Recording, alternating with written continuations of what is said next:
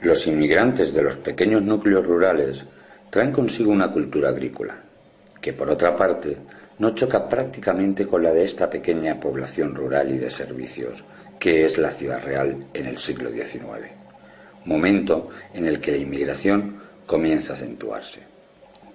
Ciudad Real, hasta dicho siglo, conservaba en buena medida su recinto amurallado, el cual concuerda bastante con lo que hoy es la actual Ronda. Sin embargo, la muralla fue vista cada vez más como un problema, en un momento histórico en el que la conservación del patrimonio era algo que preocupaba poco.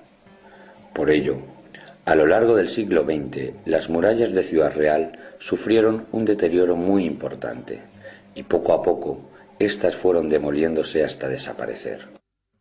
Para que el ensanche se lleve a cabo, normalmente se daban una serie de circunstancias. Es decir, que previamente el espacio construido dentro de la muralla impidiera su desarrollo dentro.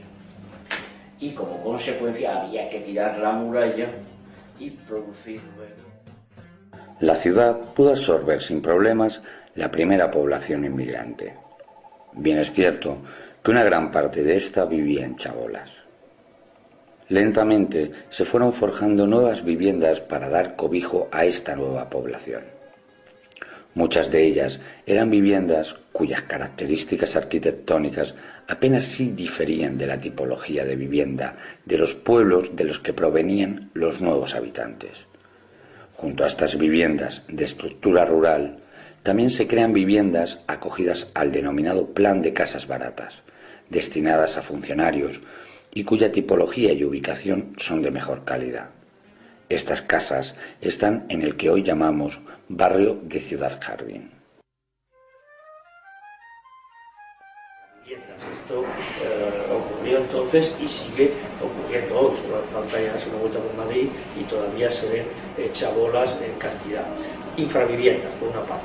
Y por otra parte, hay acciones de los ayuntamientos que tratan de ordenar ese proceso, esa llegada de gente, de trabajadores, tal, y se desarrolla con la potenciación de lo que se llama las cooperativas de casas baratas.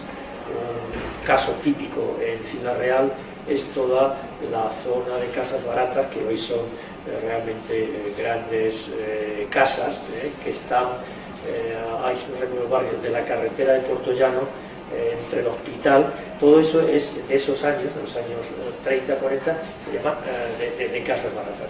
Ese es sería un plan ordenado para dar cabida a esos trabajadores, a esa gente que llega a ser ordenado. Esas cooperativas de casas baratas habían empezado en el siglo XIX, pero ahora es cuando tienen más. Un lento pero cierto desarrollo económico produjo en los años 20 y 30 una mayor llegada de inmigración a la ciudad.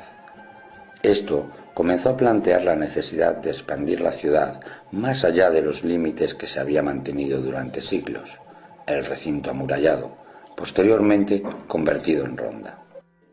Pero es que aquí en Ciudad Real, de alguna forma, cuando llegan los ensanches de verdad en otras ciudades, aquí no hace falta producir un ensanche porque hay sitio dentro. Cuando en los años 20 hay que construir, por supuesto no se lleva a cabo el ensanche porque ni el crecimiento de la población lo exige y suelo ahí dentro, sino que se construye fuera simplemente porque el precio del suelo es barato. Y la gente a la que se va a dirigir la vivienda son o inmigrantes o clase media funcionarial. No es la clase media alta. La clase media alta en esos momentos está queriendo vivir en la Plaza del Pilar. Debido a la llanura del territorio, la expansión, más allá de lo que habían sido las fronteras tradicionales de la ciudad, no planteaba más problemas que los económicos en una ciudad sin apenas planificación urbanística y cuyos terrenos estaban en manos de unos pocos propietarios.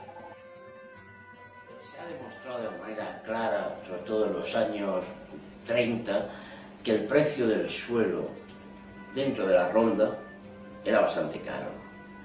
Y esto obliga, o sea, que no es que surjan viviendas en los años 20 y 30 fuera de rondas porque se quiera buscar un tipo de construcción como era adecuado también en aquellos momentos, de buscar la ciudad jardín, sino lo que queda claro era el alto precio que tenía el suelo.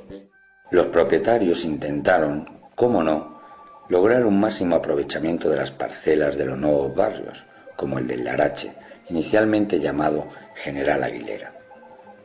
Para ello, favorecieron la creación de manzanas rectangulares con largas calles divididas en solares de pequeñas fachadas, cuyo fondo era bastante amplio.